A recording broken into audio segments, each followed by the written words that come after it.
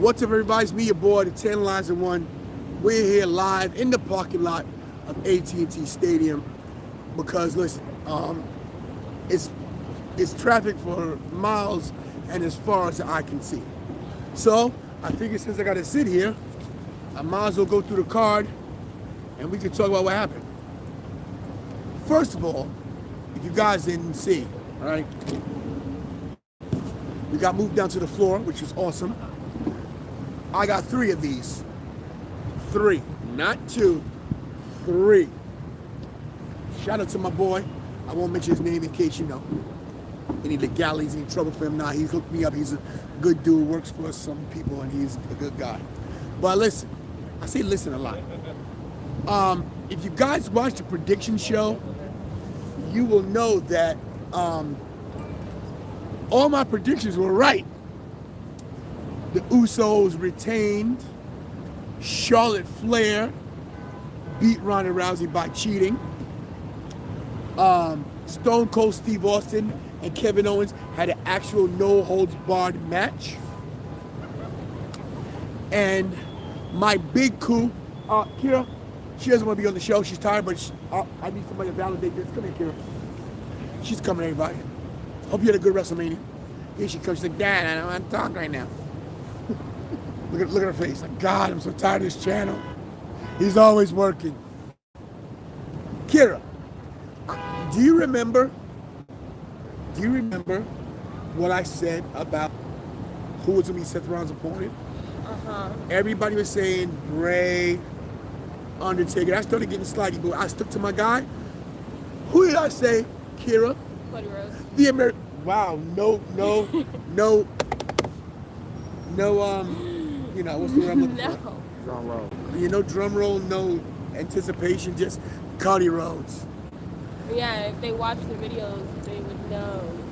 Are you chewing gum in my Been face? Predicting Cody Rhodes for quite some time now. That's right. I didn't think he was coming back because I thought that it would be against his AEW ways, but he came back. So it was a great comeback. It was a great comeback. What a pop from the crowd for the American Nightmare, Cody Rhodes. It was crazy. The match was actually good. Some people say it got a little quiet because people were just in shock they were wrestling. Good wrestling match, good storytelling. We'll get to that later. Let's get through the card. Bye, guys. Okay. So we had Shinsuke Nakamura and Rick Boogs versus the SmackDown Tag Team Champions, the Usos. And it looks like Rick Boogs broke his leg or tore his ACL. It was bad. It was hanging. It was not good. Was not good. So the Usos retained the SmackDown Tag Team titles. Drew McIntyre and Happy Corbin. We knew what was going to happen there. It was very obvious that Drew McIntyre was going to beat Baron Corbin. Simple. Wasn't no surprises. The New Day versus Sheamus Ridge Holland was pulled. So they're probably going to do it tomorrow on the pre-show. That was pulled. Then we get to the nitty-gritty. We got, for the Raw Women's title, we got the champ who came out first, which was kind of a shock. The man, Becky Lynch, Big Time Bex, going against the challenger at the time, Bianca Belair. Now, before we get to the match, Bianca Belair's entrance got to be top 3 in WrestleMania history. Epic. What? Come on, bro. Chris, get on the show, man. Come on. So, I'm going to let these guys introduce themselves. We're part of Mania Club. Been part of Mania Club for a long time. Introduce yourselves to the people out there, to the nation. Hi, my name is CJ. Epic match. Yo, Epic. Chris, representing Mania Club with my boy, the Tantalizing One. Listen. Guys, let me actually try to get you the shot. We move up a little bit. All right, guys, so we saw Bianca Belair come out with the band, right? Right. They were doing the stepping, the whole deal, like the HBSCU consulate, right? Absolutely. Bro, what an epic moment for her. Yeah. Another major WrestleMania moment for African American, which is awesome in my opinion. My daughter was like, "Oh my God, I think that Bianca Belair really resonates with the little girls. Absolutely. No matter what color. No matter what color. But I just like it, as a man of color. When I see something like that, my daughter sees it. It makes her, want to achieve her dreams. Absolutely. Now, of course, like I said, epic entrance, and then the match Oh yeah. right off the bat, Man. KOD right off the bat. Come on, man. A disarm. They try to put the finisher on a Yeah. manhandle slam, modified rock bottom. They delivered. Great reverses. Yeah, great reverses. It's like they knew exactly what they wanted to do at that point in time, and they kept just reversing. One got a handle up. Hey, let's keep going. Let's keep the match going. Great match. Chris, what about you, man? I was a fan. Good match, nice pace, a lot of false finishes. Overall, Bianca got the win at the end, so a good night. I definitely agree with that. By the way, even though the camera's backwards, Chris has on the merch. Yeah, definitely. The Nation Taylorization shirt right there. So I respect that. Thank you so much for that, man. Yeah, no doubt. So, of course, after a great match, Bianca Belair gets the win and is once again champion. I don't know where to go from here. We'll probably see a few rematches with Becky, but I think Rhea Ripley is the next person to carry that I title. think Rhea Ripley's next. I think that's the way they're gonna go. But we'll get down the road with that. But another great WrestleMania moment for Bianca. Like I'm shocked that they put this rocket on her back again. They told a great story from SummerSlam. Becky Lynch held the title, Right. and Bianca never really got the upper hand throughout the whole storyline, other than the hair cutting. Yeah. Absolutely. And then today she delivers. Boom. Yeah. Absolutely. That was. She headlined last year, and she didn't headline this year, but I feel like they stole the show. I agree, and she didn't. You know what? Once you main event once, you're at the main event again. Yeah. Yeah, that's true. The That's feathers true. in your cap. Yeah, You know what I mean? absolutely. So let's get to, you know what? Let's go to Charlotte Flair and Ronda Rousey real quick. I want to talk about it quick because, to me, the match was not impressive. It was not. I think Charlotte Flair had to carry this match. Ronda Rousey's timing, to me, was a little off. There was a couple of miscues. Right, A but couple of miscues. the thing is this. Not taking nothing away from Ronda Rousey. She's great. Yeah. She kicked my ass in real life. I'm not trying to say. I just think her time was up. I think that the pageantry of WrestleMania maybe got to a little bit. Yeah. I think so. Yeah. I think that she hasn't had that many good matches on SmackDown. I think she hasn't come back and had enough house show matches to get her timing right. I think that's why she lost tonight. I think that's why they let Charlotte keep the title. Absolutely. Because number one, it was a good surprise. Yeah. Because everybody thought Becky was gonna win. I didn't. Excuse me, Ronda was gonna win, but I didn't. And I think it gives Ronda now tells a different story. Maybe no, sir, you can't go on the show. Maybe they turn her heel. You know. I take it because when she did She was come a in, better heel than she was now healed with then. this. She was healed then. She told everybody, I'm tired of doing this for y'all. Don't nobody want to look at me like I'm a real fighter. Hey, And that's her true feeling. She gets upset really quick. She's very thin-skinned. Yeah, To be such a badass. Look, I love. Let me just make sure you guys on the camera. I love Ronda Rousey. I think she's great for the business. Yeah. But she's a crybaby sometimes. To be a judo champion, to be a UFC champion, she cries a lot about the fans. Oh, you guys like me, Very emotional. She went on there on her social media like, oh, everything's scripted. You guys can come on. We know Absolutely. We're like Race and Marks. We know it's scripted, but don't down the company. Now you're making $4 million a year or whatever it is. So Right. don't down the company because the company. Listen, we all have our criticism about WWE. Right. We all don't like things sometimes, but the bottom line is this: we're at WrestleMania. We keep giving them our money. No, definitely. We can complain because we paying, but if you making $3 million, $4 million, what you guys complain about? nothing. Right. You know what I'm saying? Learn the craft. Exactly. Trying to tell you. I believe she should have had at least 2 or 3 matches leading up on SmackDown. What is this match. her first singles match at WrestleMania? Right, because she was in a triple threat, Yeah. Triple and threat. then the tag team match. Yeah. You're Right. right. So it showed that maybe she needs somebody to help carry it. Yeah, absolutely. I like that. Was a good point because Kurt Angle definitely had the psychology as well as Triple H being in the ring Oh, with her. yeah. And Stephanie's just a great showmanship. She Yeah, has great Stephanie's showmanship. just all the way around. She knows the business all the way around. So, it's just amazing how they work with her and Right. try to help her. But like you said, she's emotional. Right, She's you're too right. emotional. And then at the WrestleMania at New York, when it was a triple threat, you can take time off, go out of the ring. Oh, 2 people can absolutely. work. Charlotte and Becky Absolutely. told her the story. So that you're right. Maybe she needs a little push in there. I like that. So let's talk about Seth Rollins' opponent. Listen, everybody had their ideas. The Undertaker, Shane McMahon, Bray Wyatt. But anybody watching, if you're watching now, if you go back 2 months, I called this before Cody Rhodes even left AEW that we weren't even sure yet. I said the American Nightmare Cody Rhodes was coming to WWE. I said he's going to be Seth Rollins' opponent. And once again, the tantalizing one was right. Correct. Hey, Yes. very much correct. Very much correct. And I feel like his coming back, like, man, I don't know. I don't know if I could compare it to anybody. Like, it was almost as epic as the Undertaker coming back with Paul Bearer. Wow. Almost just that epic. You know what it was? Because, like you say, not to cut you up, I think I know where you're going. You didn't see this coming. It's not something that is in the norm of wrestling. Right. The way he left, and now he's back. Right. Absolutely. And the way he paid homage after the match was over, knelt down and kissed the ring, was like, I'm home. I'm home. Yeah, that was. You know what? Get back on. Get on the. That's an epic. I like. Don't get off camera. I need you, bro. You're doing a great job, bro. You're making some great points, man.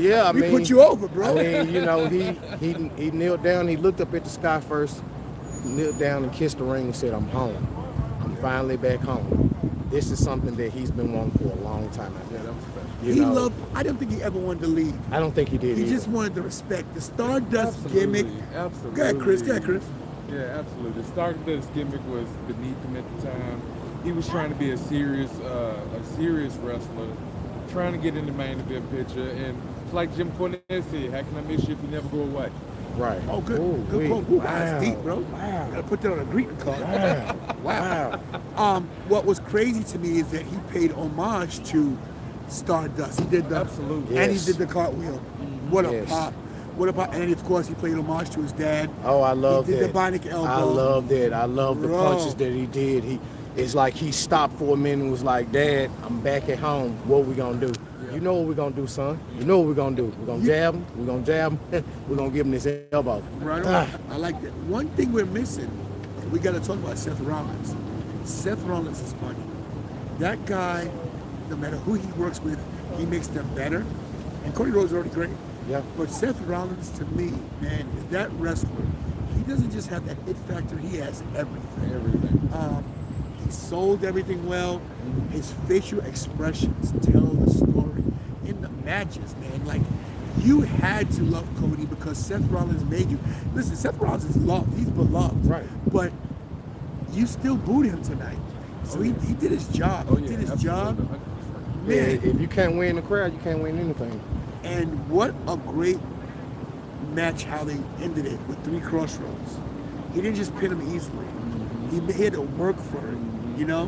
One thing about the crossroads now, Damian Priest and him have the same move. Yeah. So we're going to see maybe that match down the road. So Damian Priest. who you think's more efficient with that move? Honestly, Damian Priest does it better. He does it better, but But I think it's because of his height. yeah. Being that it's Cody, they'll make him change his thing. Oh, yeah, of course. But, you know, maybe they won't. Maybe they'll have a match where they have to change it. Maybe they'll have a match where whoever loses Yeah, changes it. yeah. That'd be a good little Hey, stipulation. that'll be it. Because you can't put Cody. You don't put Cody in mid card, but you put him up in mid card until you get him at Roman because he got to be. I'm not trying to. We already know about predictions. Roman's winning tomorrow, in my opinion. I don't think you put Cody with Roman right away. I think you give him one enhancement storyline with maybe Damian Priest, and then you feed him Roman. And I'm gonna say this: with Seth Rollins, how Seth Rollins feeds whoever he's fighting, he's like the Martin Day Triple H. That's why Triple H gave him the pedigree.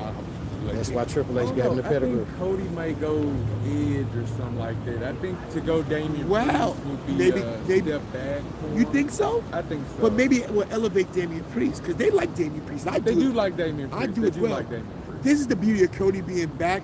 There's so much you could do with him, man. There's so Absolutely. Right. There's so much you can so much you can do. Hold on, I'm trying to see. I'm looking on the channel, see if anybody's in the comments. Here we go.